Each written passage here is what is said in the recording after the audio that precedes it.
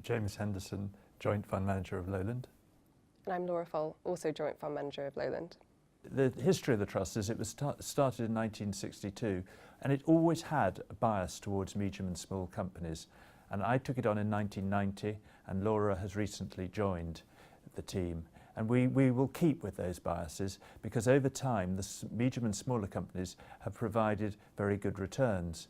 But we use the big companies when we see value there, and we'll run down the smaller companies when the value isn't there, hopefully giving consistency over time. The objective of the Trust is to grow both capital and income over the medium to long term.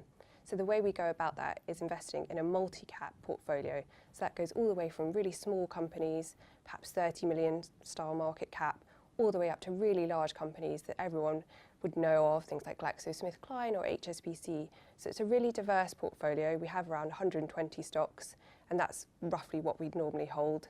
So that provides both diversity of income, we're not reliant on any one company for that income, and also diversity of capital. So we're not overly reliant on any one sector or any one theme for the portfolio. The assets the Trust invests in are UK equities. We look across about 1,000 companies because we're looking at the junior market, AIM, and in that there will be the next generation of really exciting growth companies. We're also looking at the big, more mature companies that are on the main market, and it's blending those together in a long list of stocks and that hopefully over time will produce consistent dividend and capital growth. The investment style is what we deem mildly contrarian, and what we mean by that is we often invest at the point at which a company is perhaps unloved or out of favour or perhaps just unknown.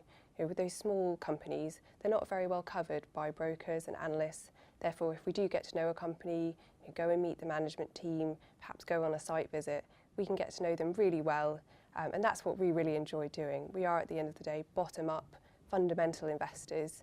And where we have an edge, or where we think we have an edge, is meeting companies and getting to know companies over time. The Trust has a very long-term holding period.